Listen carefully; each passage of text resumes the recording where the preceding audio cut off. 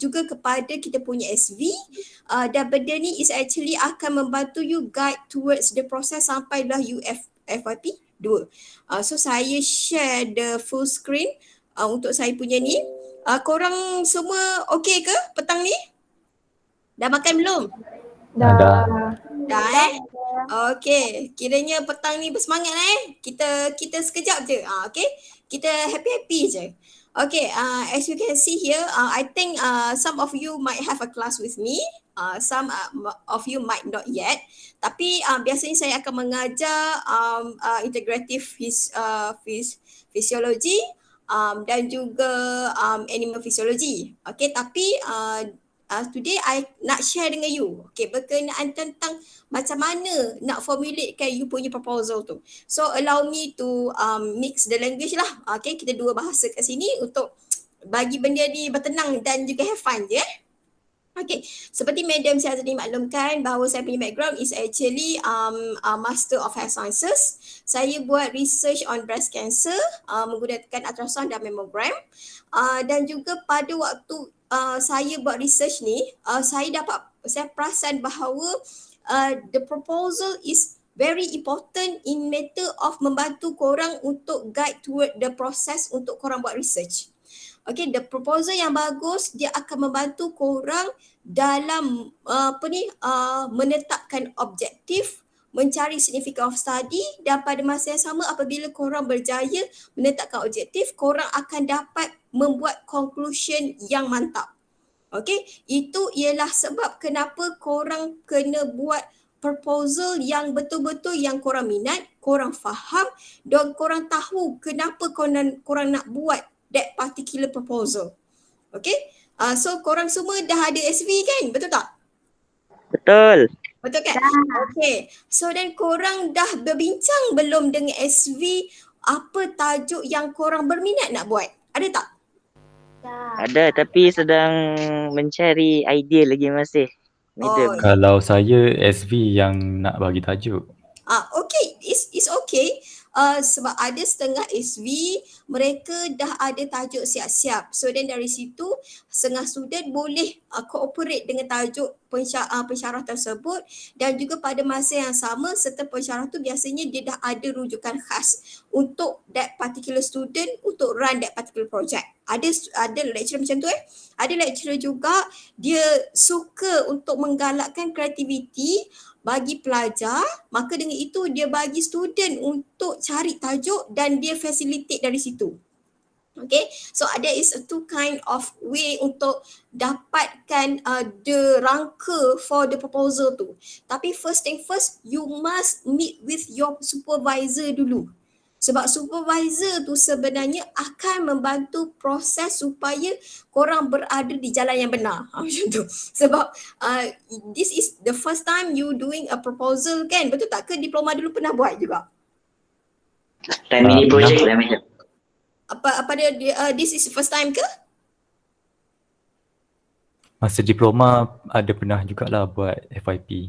Okay, so sekarang ni this is the second time lah kan? So then those yang pernah run mungkin akan ingat-ingat macam ingat tak ingat lah sebab dah jauh sangat kan.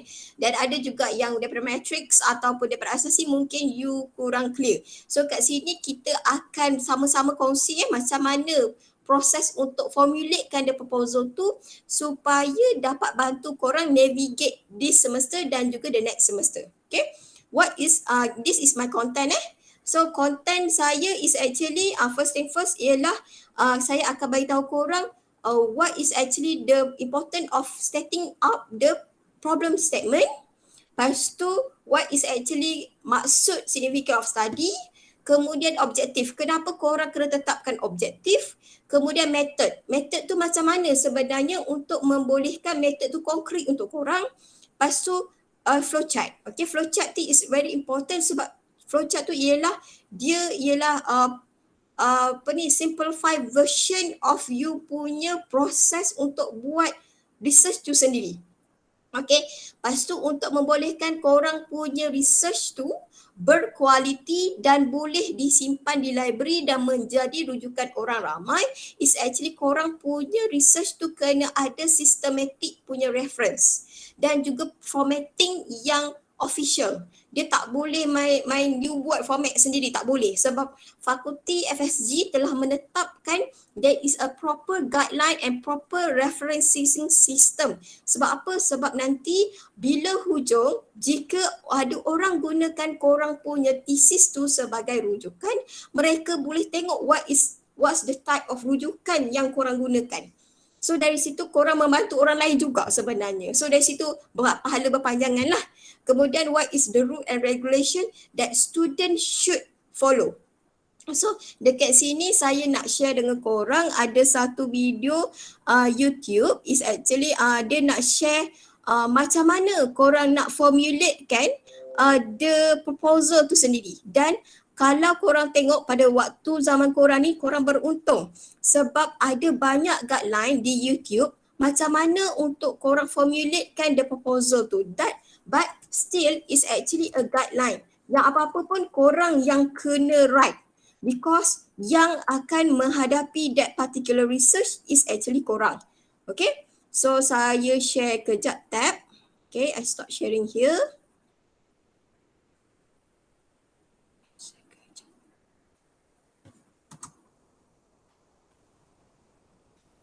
Okay.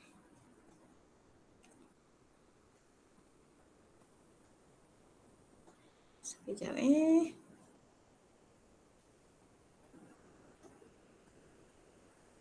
dia tengah nak loading.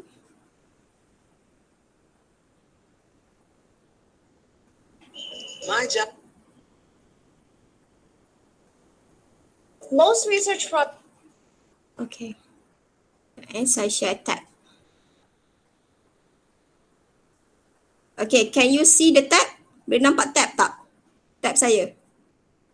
Boleh. Boleh Okay. Project start with a proposal.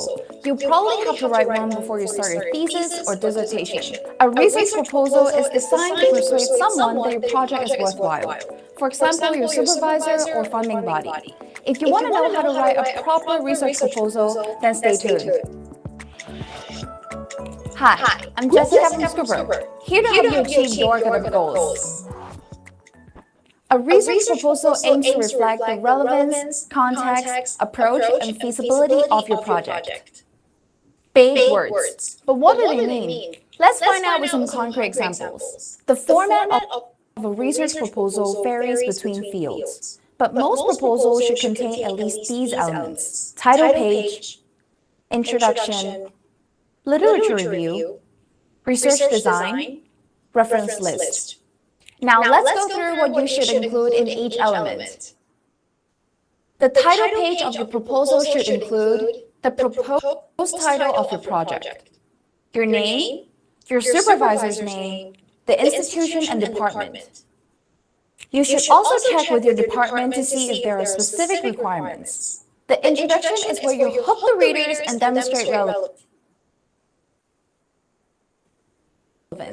Here you should introduce the context of your research problem and show that your research is interesting, original, and important. Here are some questions to guide your introduction. How much is already known about the problem? For whom is this interesting? For example, policymakers or scientists. What are the key research questions that you aim to answer? A strong literature review convinces the reader that your project has a solid foundation in existing knowledge or theory. It also shows that you're familiar with the field. In this section, you're explaining how your project will contribute conversations on your topic. If you're not sure where to begin, we have a playlist on how to write a literature review, where you learn about searching for relevant literature, outlining the structure, and more. The research design or methodology should describe the overall approach and practical steps you will take to answer your research questions. Here are things you should describe in the research design section. Research type. So is it qualitative or quantitative? Primary or secondary? Sources. Who or what will you actually study? Research methods. What tools and procedures will you use? Practicalities. Any foreseeable obstacles in terms of timescale or resources required? Click here to dive deeper into this section.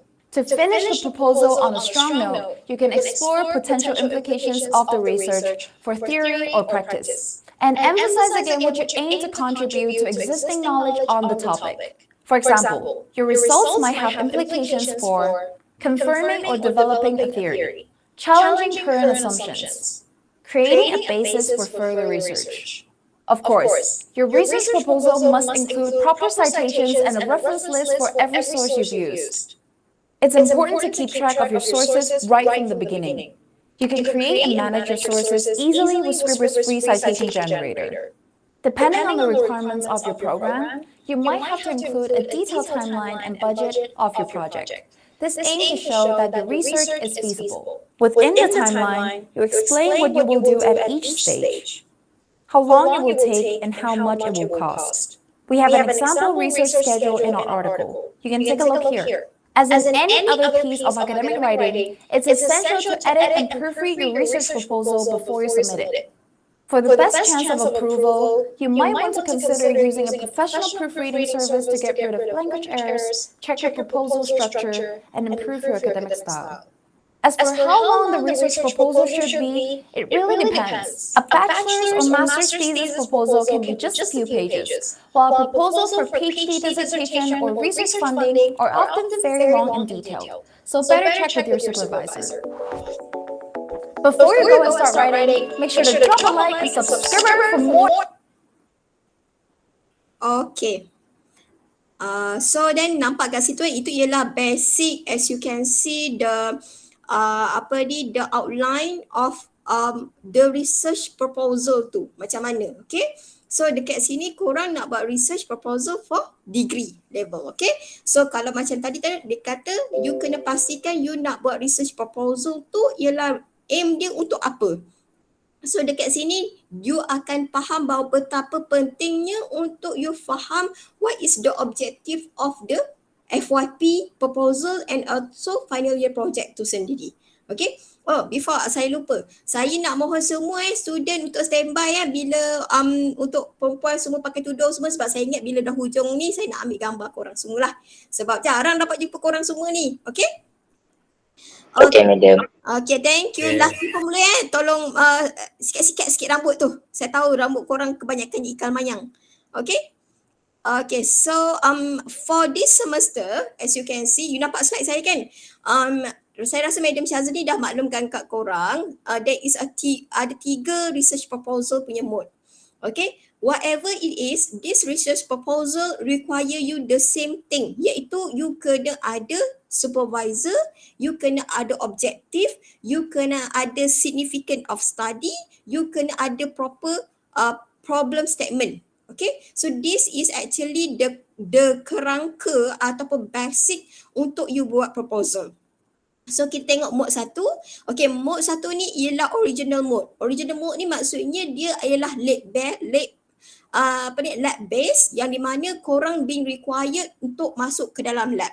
Okay, you must always understand dan consult you punya supervisor jika you guna this particular mode, dan tunjuk dekat you punya supervisor what is the progress and finding dekat lab tu. Sebab as if anything, the supervisor will try her ataupun his best untuk support you. Sebab kalau you buat lab, you must always understand because of you degree level, you kena jadi independent. Maksudnya, how to deal with the lab, how to do a dilution, how to conduct the research, you are on your own. Sebab apa? Sebab kita sebenarnya FYP ni nak melatih korang jika tiba-tiba korang diserap masuk ke dalam institut penyelidikan ataupun korang sama master ataupun PhD. So dekat level-level macam tu, you are independent. So that's why lah FYP diwujudkan untuk korang faham what is actually the step for research and also how to become an independent person in terms of doing a research. Okay? But still, despite you are independent, you still need to have a supervisor dan jaga supervisor and student punya relationship, sebab supervisor will help you from you are being astray. Maknanya you jadi blur-blur ayam kan. Jangan macam tu Sebab I banyak deal dengan situation iaitu di mana student tak muncul-muncul. Sedangkan lecturer menjadi orang yang mengejar. Sedangkan lecturer ialah orang yang menjadi supervisor you sahaja. So I hope dalam group ni kejadian tersebut tidak terjadilah.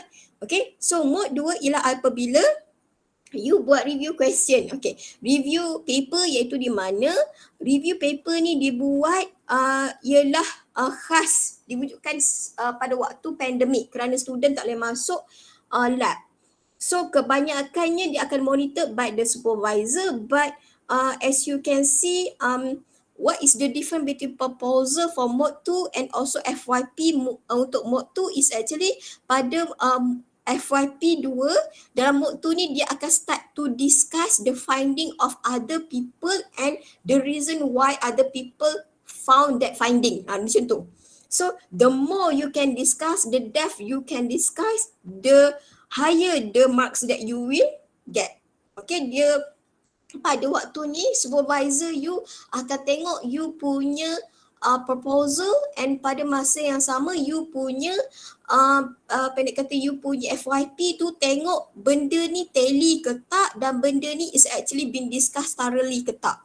Sebab saya pernah deal dengan situation student buat mode 2, dia guna dua jenis sahaja untuk berbincang, which is akan effect dia punya markah tau. Sebab kita ukur you punya depth of understanding dan cara untuk you buat discussion ialah bergantung kepada jumlah banyak mana research yang you refer dan seterusnya pada masa yang sama how you discuss that particular situation. Sebab ada student isu dia orang ialah sebab bila saya jadi second examiner saya tengok mereka ni bukan buat discussion tapi diorang buat pelaporan. Maksudnya diorang melapor sahaja finding of other people but did not discuss why that particular researcher found that finding. Dia macam tu. Benda ni berlaku kepada tiga mode sebab apa? Sebab when it's come to discussion you must understand we want to see the reason why and how you can manage to discuss that particular thing. Dia bukannya report you just mention and then habis. So bila jadi macam tu nanti you akan dapat markah daripada discussion 20 tu you akan dapat just 10 sahaja. So sayanglah sedangkan you dah tulis panjang lebar tapi you tak discuss is going to not going to help you much pada waktu discussion. Okay, untuk case study mode 3 biasanya dia akan ada observation of analysis. Okay, yang akan dia akan complete pada during FYP 2. Okay, I'm going to be honest with you. I'm not familiar with the mode 3. But I'm familiar with mode 1 and mode 2. But tiga-tiga mode ni cara untuk draft the proposal is almost the same. Okay? So ada apa-apa soalan tak so far? Ada apa-apa soalan tak? Tak ada ya? Okay, saya proceed Okay, so first thing first, you whatever it is, tiga-tiga mode tu korang kena start dengan you cari what is actually things that you want to approach. So dari situ korang akan dapat problem statement. Problem statement ialah apabila korang cari bahawa benda itu adalah permasalahan. So bila ada permasalahan, you nak cari jalan possible untuk menyelesaikan isu tersebut. So dari situlah kita akan tengok why you want to do that particular research. Sebab kita kalau boleh tak galakkan student untuk buat the research that been obvious, dia punya result is obvious. So why you want to find the thing kecuali you berjaya yakinkan kita orang semua. Okay, so you kena cakap contohnya the problem is actually there is a pollution dekat luar sana. So what is actually the source of pollution tu? The source of pollution tu might be because of the berlakunya pembakaran terbuka kepada padi punya khas. So how you want to reduce that particular process of burning for khas tu ialah apabila you introduce the method yang possible tak khas tu dikonvertkan kepada benda yang berguna. Lepas tu bila benda berguna tu you kena carilah objektif you, apakah possibility untuk membolehkan khas tu menjadi berguna. Okay, so that is how you kena cari the problem, the issue you want to resolve. So adakah masalah tu perlu diselesaikan. Kalau macam case pollution, yes, that's right, because it's going to cause a global warming ataupun benda-benda yang lebih besar. But contohnya ada juga isu yang you rasa sebenarnya dia tidak critical pun. Ada isunya, contohnya macam critical tak kalau one people want to use yeast pada yeast yang berua yeast, ataupun you nak pakai yeast biasa, in matter of you nak tengok proses untuk buat roti ke apa ke, tapi benda tu okey juga untuk persoalkan, tapi dia tidaklah se-critical pollution macam tu. So you can ask you punya supervisor, so dan dari sini supervisor akan tengok the criticality of the topic yang you cuba untuk suggest. Okay, kalau macam contoh ada setengah student, supervisor tu dah bagi tajuk, itu bermakna supervisor tu dah ada solid punya ground untuk dia guide you. Tapi kalau yang macam lecturer bagi kebebasan ialah kerana lecturer percaya kepada korang bahawa korang mampu untuk be kreatif dalam melontarkan idea-idea untuk korang punya proposal. Since why? Because you are the only one that know tahap untuk korang buat research tu sendiri. Okay? Lepas tu permasalahan biasanya kita akan tengok sama ada dia akan mendatangkan impak kepada secara global. Contohnya macam case pollution, case cancer, ataupun case obesity, ataupun case kalau untuk orang yang buat biodiversity mungkin untuk tengok variety of the species untuk membolehkan berlakunya proses preservation for that particular area. So benda-benda macam tu you kena discuss thoroughly supaya you punya proposal is actually proposal yang konkret. Okay, so this is the significance of the study. So kalau you tengok betul-betul, you kena mention dekat significance of study tu, what is actually faedah you punya research tu kepada manusia. So that's why pada masa yang sama dia perlu berbalik kepada kepentingan untuk menyelesaikan isu tersebut. Okay, dan pada masa yang sama sumbangan that particular finding atau you punya finding kepada masa depan sejagat. Okay, contohnya ialah case there is a cancer punya risk yang makin meningkat sekarang ni because of lifestyle, because of eating, because of the radical. So apa terjadi ialah you perlu menyelesaikan isu ni sebab death rate of the cancer is increasing dan pada masa yang sama effect semua stage umur. Kemudian seterusnya pada masa depan sejagat ia dia membantu in matter of mengurangkan risiko kanser dan juga mendatangkan penjimatan kepada perubatan. So what is actually that is actually contoh kalau you buat research on cancer punya study. Okay. So then is there any question so far? Okay ke? Okay. Okay, madam. Okay, boleh follow Okay. So what is actually objective of study? Mungkin you dengar I punya belakang tu bising sikit sebab it's raining right now. So I'm so sorry because biasalah kan waktu sekarang kan it's winter already in Kuala Pilah. Okay, so kita proceed Okay, untuk degree punya level, okay, you must always understand degree punya level biasanya hanya akan ada 2 sahaja objektif. Kenapa saya kata 2? Because you kena faham, you masuk lab ataupun you buat betul-betul FYP ni ialah pada satu semester sahaja. Bukannya you buat sampai bertahun-tahun. So it's not possible for you guys to do more than 2 objective. Okay? Kalau macam tiba-tiba ada supervisor you cuba untuk minta you buat juga, cuba you consult dia baik-baik. Dia cakap bahawa sebenarnya you are degree level dan you ambil you bukannya buat ni saja, you ada ambil kod lain juga. Sebab saya rasa mungkin tahun depan dengan izin Allah mungkin kita akan dapat masuk ke kampus fully. But still with the SOP yang ditetapkan, cumanya bila kelas face to face, you might not have the flexibility macam you have right now. So daripada situ you perlu susun you punya jadual properly, dan pada masa yang sama you must betul-betul formulatekan supaya you punya proposal tu ialah possible. You punya proposal tu possible untuk dibuat researchnya pada semester depan pada time frame yang dihadkan. Okay? Sebab you kena faham you boleh masuk lab sampai 10 minggu sahaja. Sebab you kena tahu juga the nature of you punya research, ada possibility you nak kena repeat ke tak. Kalau you nak kena repeat, you tak boleh start you punya research tu lambat. You kena start as early as possible. Kemudian you kena pastikan juga result you tu ialah result yang konkret. You kena tunjuk kat supervisor you jangan create. Never lost contact with your supervisor. Bagi saya tak apa supervisor you menyampah, you cari dia daripada dia menyampah cari you. Macam tu. Sebab apa? Sebab nanti akan mendatangkan risiko apabila supervisor tak nak tolong you kalau you buat kerja last minute. Sebenarnya supervisor ni baik-baik sebenarnya. Sebab itulah mereka nak tolong korang. So that's why lah, tolonglah jangan missing in action. Okay, kalau nama diseru-seru, disebut-sebut, tolonglah muncul. Okay.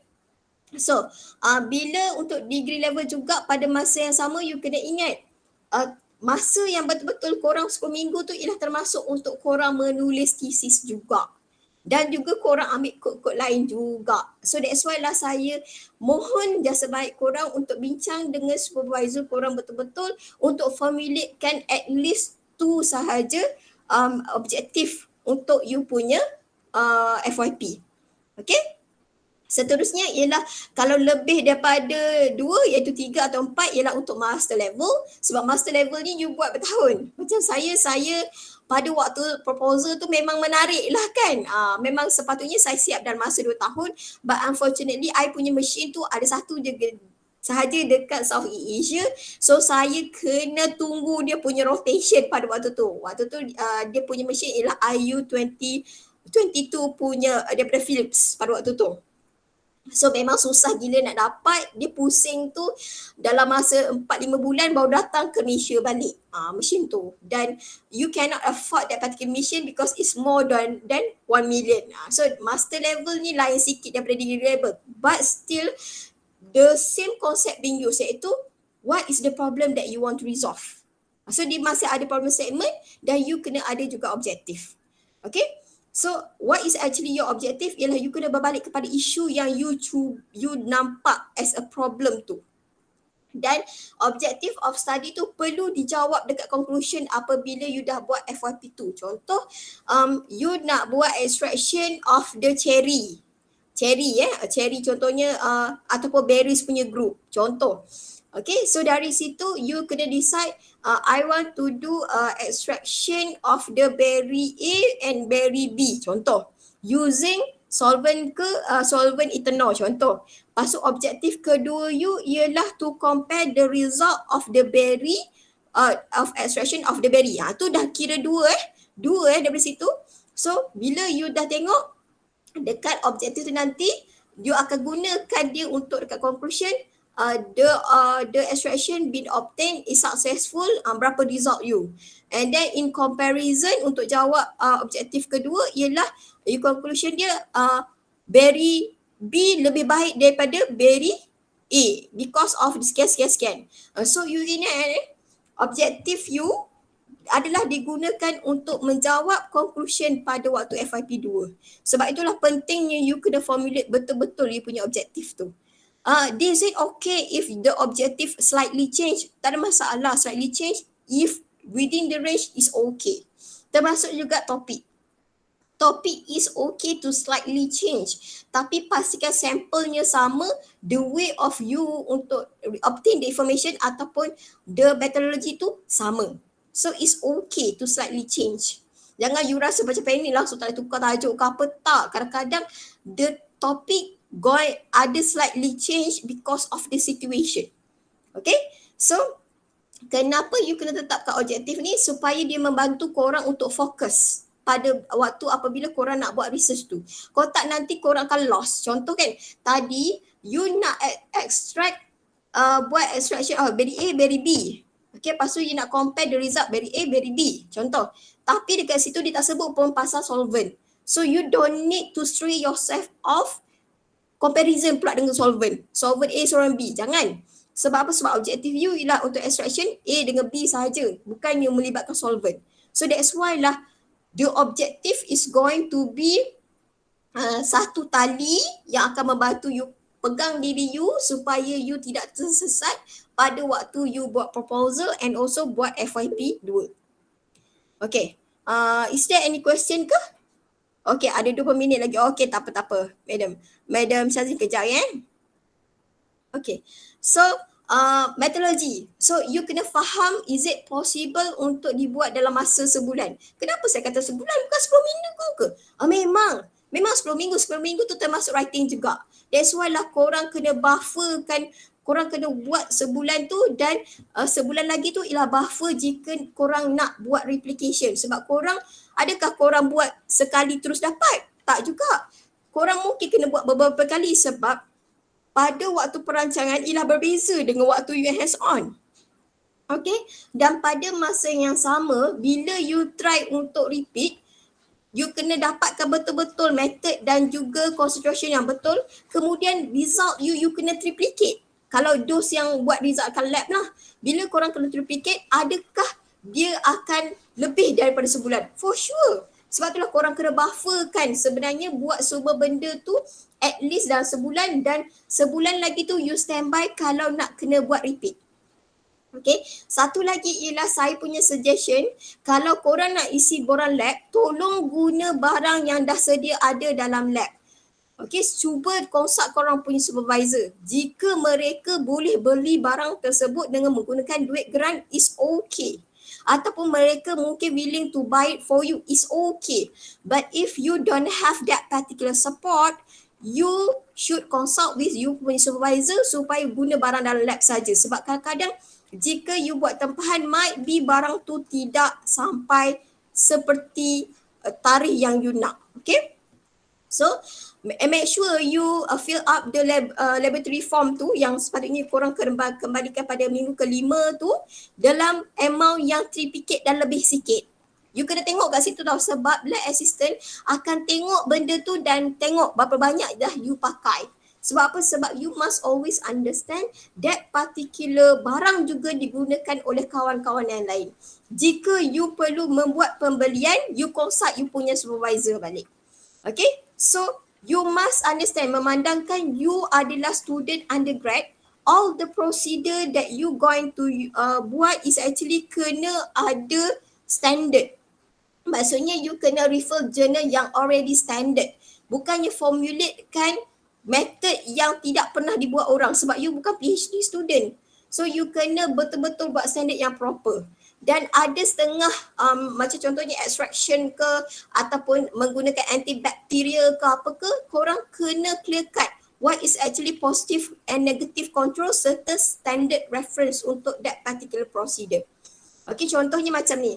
Kalau student saya buat TPC, TFC, okay, TPC, TFC ialah total phenolic, total flavonoid, dia kena pakai control ialah BHT. Negative control dia pula ialah dia punya solvent. Mungkin ethanol, mungkin methanol. Sebab apa? Sebab untuk memastikan pada waktu dia buat standard curve dan juga kuantitatif tu dia dapat exact reference untuk buat absorbent. Okay, so that's why lah dia tengok positive control tu ialah apabila dia test, okay BHT memang confirm ada TPC, TFC. Negative control pula confirm tak ada. So that's why dia akan dapat bacaan zero. So you punya machine tu is actually boleh relevant dia punya bacaannya sebelum you run the sample. Okay? Okay, so the flow chart. Okay, so whatever it is, every step you kena arrange menggunakan standard dan reference journal. Okay, so that's why saya katakan lagi kat sini you kena ada positive control dan negative control dan benda ni must be add dekat korang punya chapter 3. After chapter 3 untuk if I'm not mistaken untuk mod 2 sahaja I rasa ada 2 chapter. Okay, so this one akan di-add dekat chapter 2 lah untuk mod 2.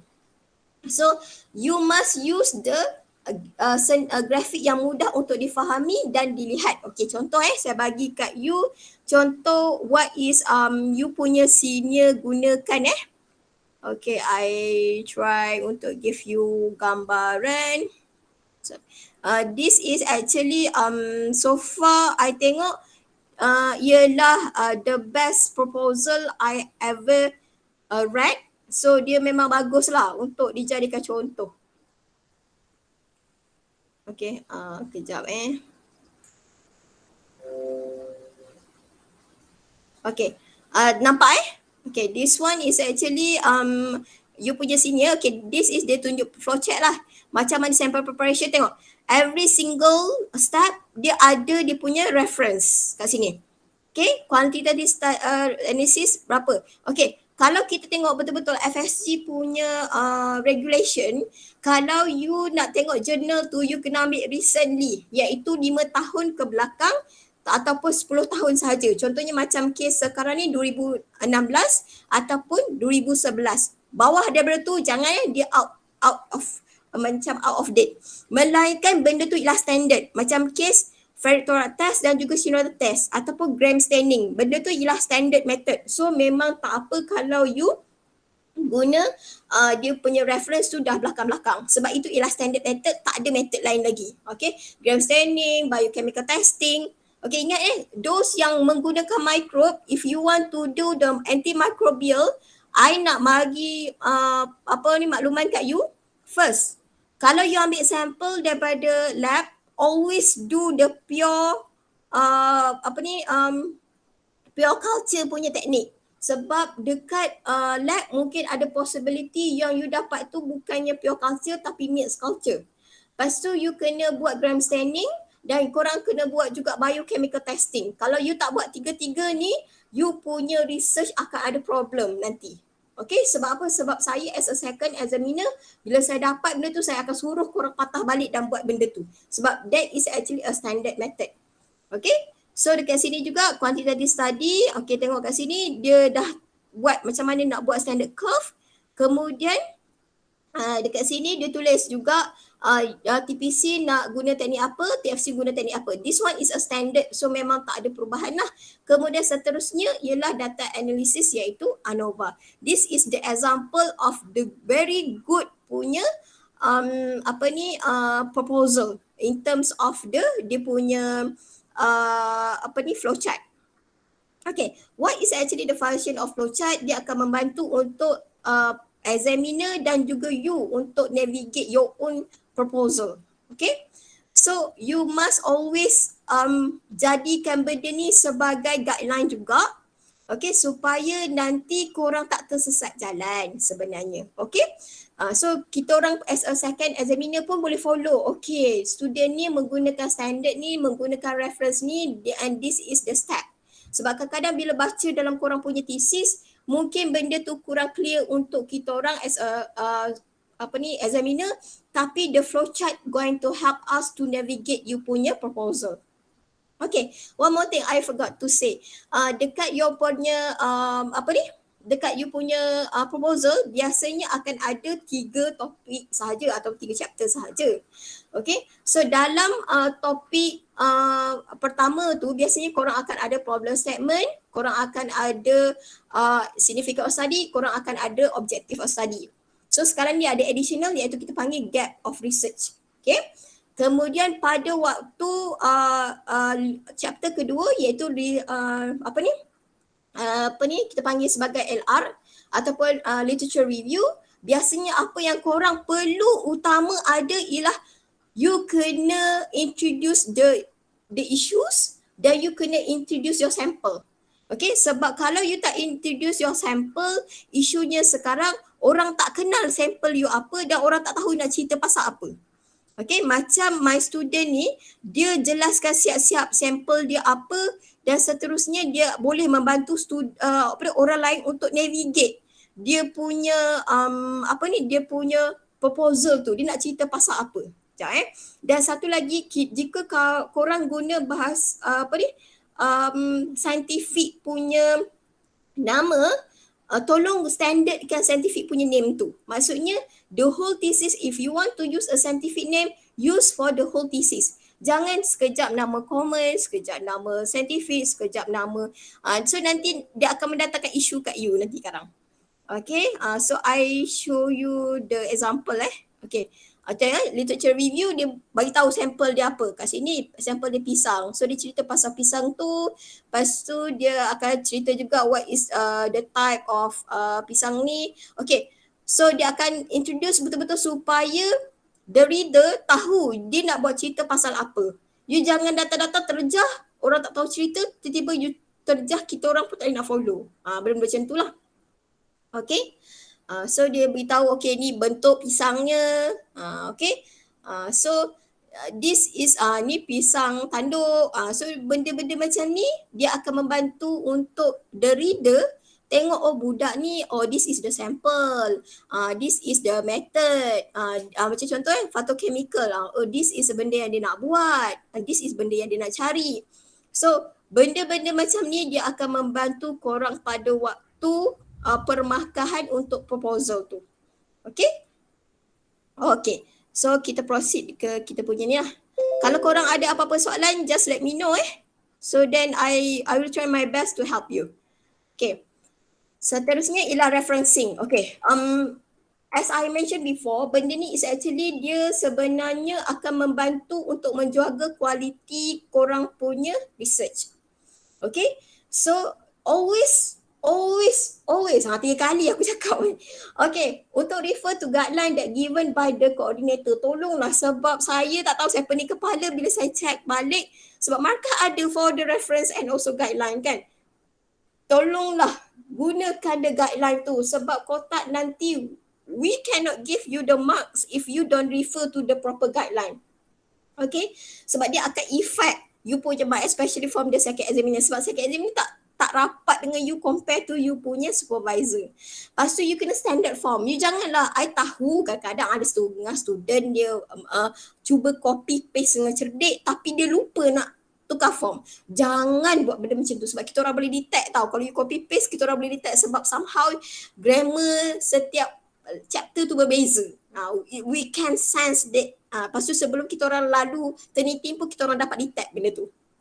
Okay, lepas tu you must use the correct way untuk buat caption for the table and also figure.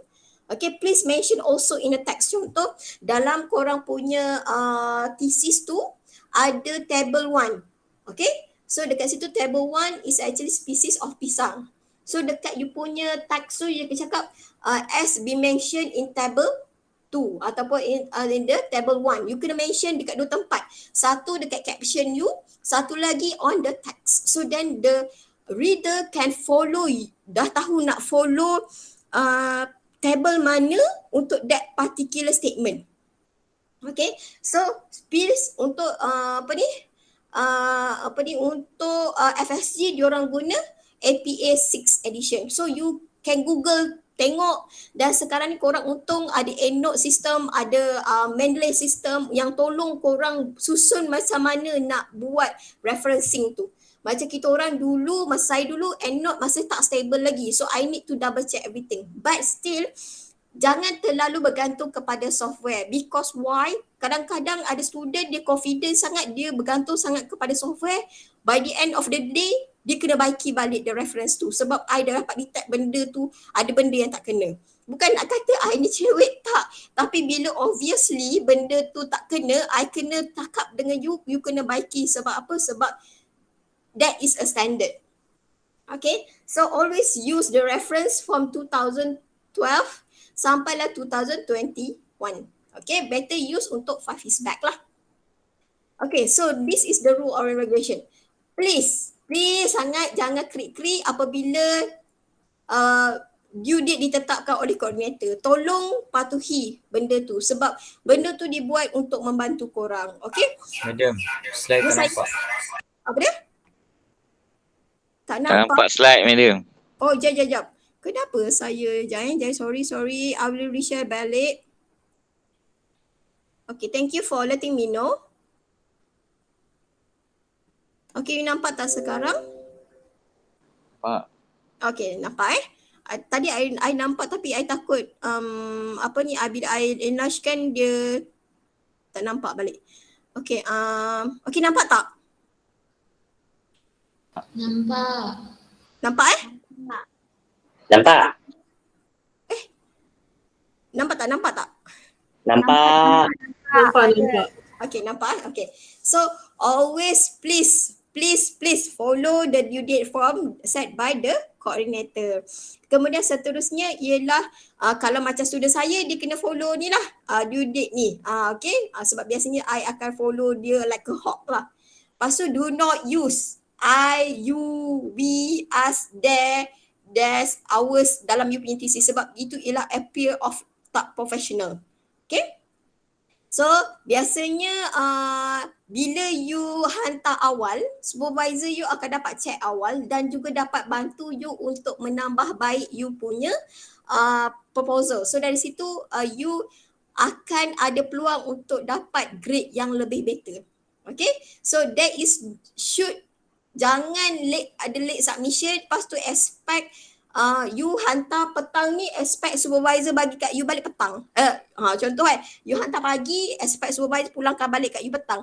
You must always understand supervisor bukannya menunggu you. Mereka juga ada tugasan lain. Dan saya faham korang pun busy juga. Tapi you must know how to susun and reschedule you punya jadual tu supaya you can meet the deadline. You kena buat benda tu tau, sebab benda tu ialah satu sifat yang bagus sebab bila korang dah bekerja nanti, deadline is always there. Kadang-kadang ada benda yang deadline-nya ialah hari ni bagi, deadline dia bila? Semalam. Ada benda macam tu. So, sebenarnya bila korang boleh belajar menyusun tugasan dan juga meet the deadline, itu ialah salah satu latihan yang bagus untuk korang pada waktu bekerja nanti. Okay? So always alert lah dengan apa sahaja information yang diberikan oleh korang punya supervisor ataupun Madam Syazmi. Okay? So, final set, okay? Find the journal and topic yang suitable.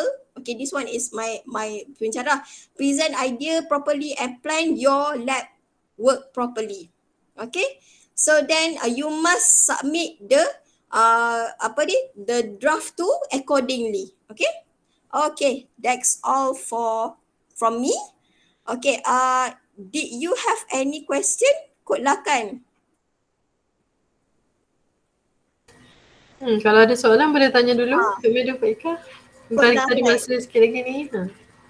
Lah ada apa-apa soalan yang you rasa macam boleh Bagus mungkin kan. kawan-kawan pun mungkin boleh dapat juga manfaat daripada soalan you.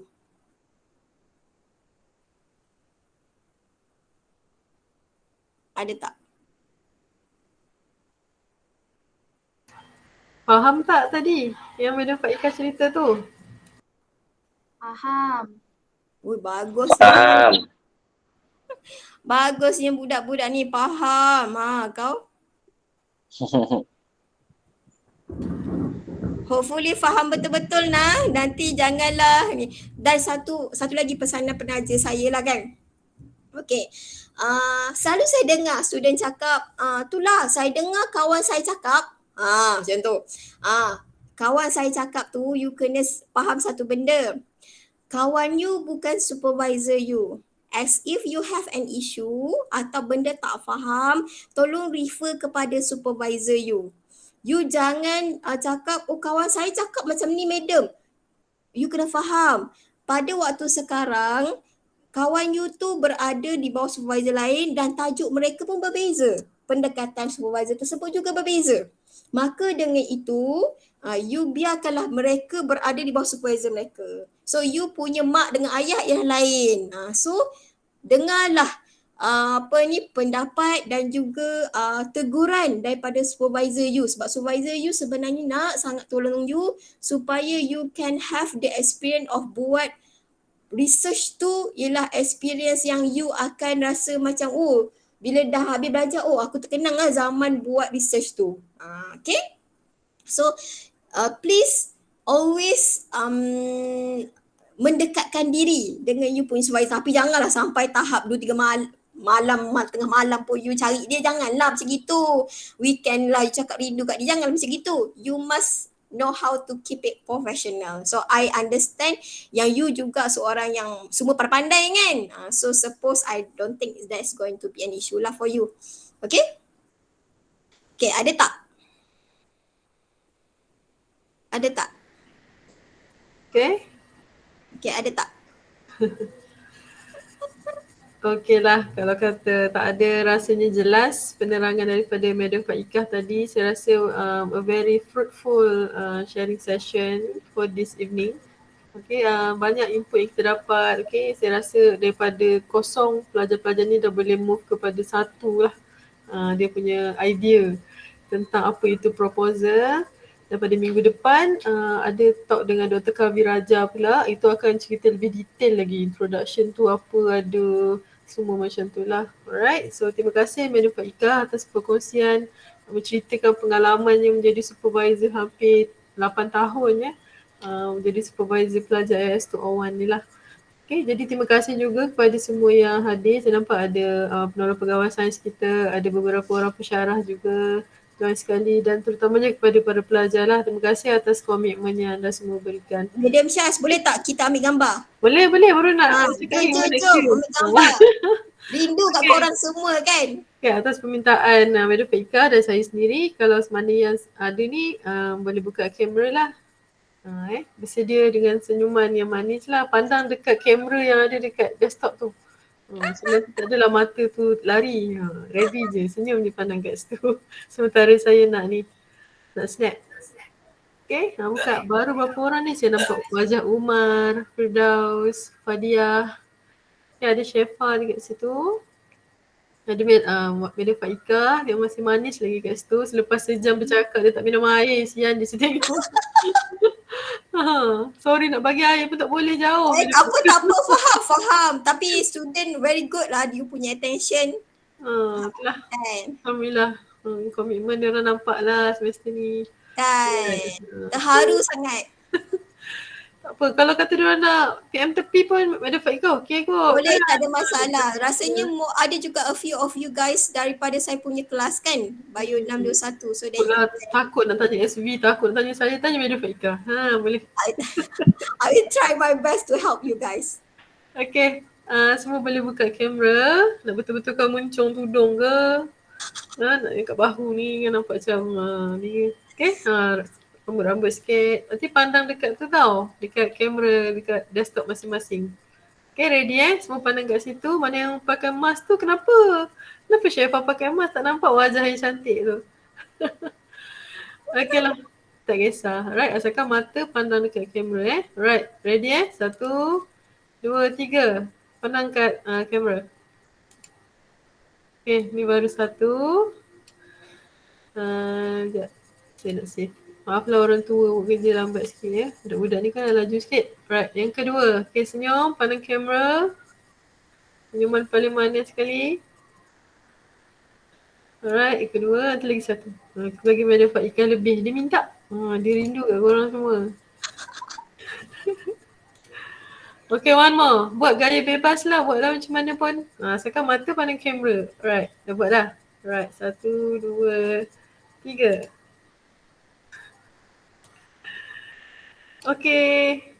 Terima kasih semua pelajar. Terima kasih Madam Faikah. Okay, thank you so much. All the best. Have a good weekend. Bye-bye korang. Thank you, Madam. Thank you, Madam. Terima kasih. Thank you, Madam. Thank you, Madam. Okay, sama-sama. Thank you, Madam. Ada orang di kelas ni pukul 3. Oh ya ke? Faikah ada meeting pukul 3? Ya ke? Patutlah ujung-ujung tu dah mecut. Okay, thank you Faikah. Okay, bye. Assalamualaikum. Bye-bye.